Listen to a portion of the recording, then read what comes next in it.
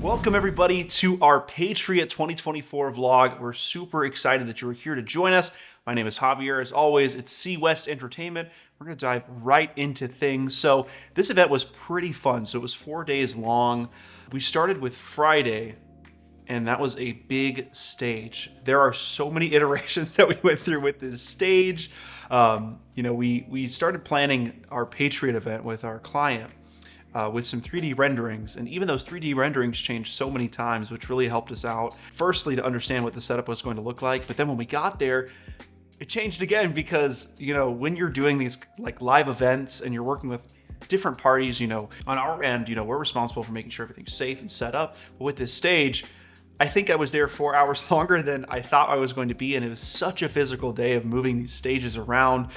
We had a 2-tiered stage with a 16 by 16 in the middle. Now this was going to be for all of our golfers. In the center, it was kind of like a town hall style of people asking some questions, and on the sides, they had lots of chairs with all these golfers. And that was the first day of the Patriot. That was the opening ceremonies with all of the golfers. The next day was Saturday, and that was our big day. When we jumped in on Saturday, we had to strike the stage and then take all of the gear to the main corporate village and set up everything there. So as you can see, we had quite the setup. What it started with, just a small stage last year for 2023's Patriot really evolved this year. And this year we had a 20 by 26 stage inside of a tent, which was already big. And then we had a giant truss build around. So that was about 40 feet of truss wide with 2 video walls. We had 2, I think it was 10.5 feet wide by 6 feet tall. We always call it like a 2 by, I think it's like a 2 by 7 is what we always call it, because we use these certain panels.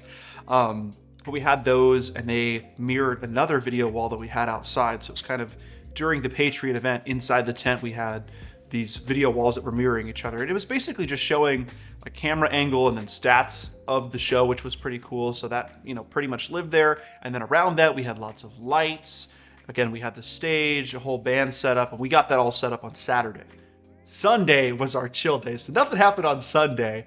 And then as we rolled around to Monday, that was the concert day, and the concert day was pretty crazy. Again, it was like a 12-hour, 15-hour day on site. I got there at noon, and I think that we left that night around midnight as well, but it was pretty intense. We're cutting it right down to the wire. We had some major technical issues, and I'll kind of dive into why we were even having issues because of the main conflict of what happened leading up to this event.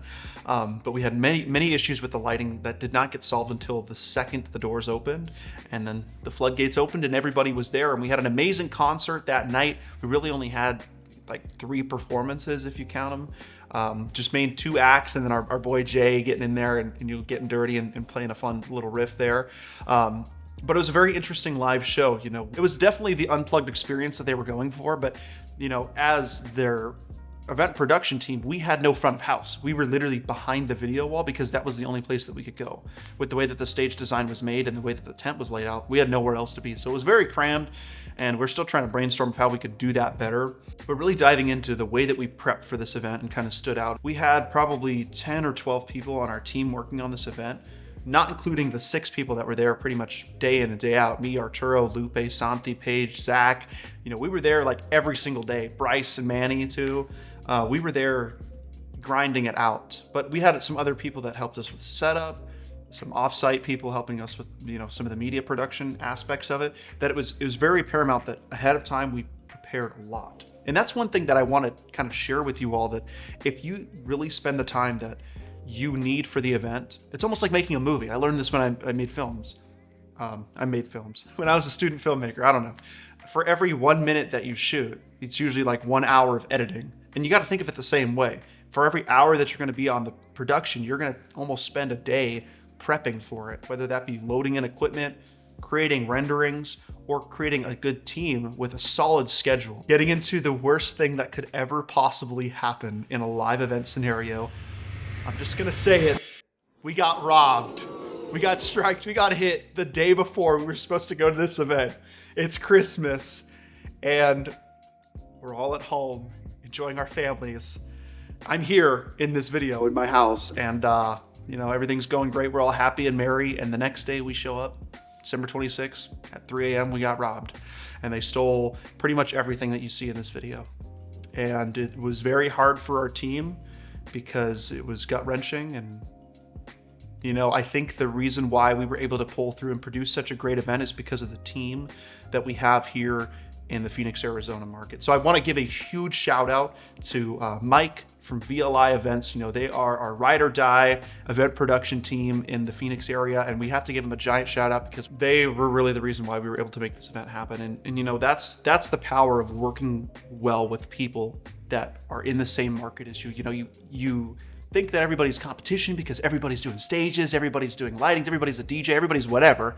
But that's not the case. Not everybody can do what you can do. Not everybody does what CUS does, and we don't do what everybody else does. So if you're able to make a good, solid team with the people that are around you that do something similar to you, you'll really have great events, because we can't do everything ourselves. And especially because of how Mike helped us, we are just so thankful that he was able to step in to help us with things we didn't have anymore. I think one thing that is really important to note, and the reason why this event was a success, not only was it the planning that we talked about, the great lighting design, but it was how we went above and beyond. We knew working with this client a year ago that we were gonna be a year further ahead of where we were the next time that we worked with them. So we thought, and we purposefully put together a plan of how we were gonna do something bigger and better for the next time. And I think that that's the reason why this event was a success, was because we carefully thought about, okay, how are we gonna make the lights look cooler?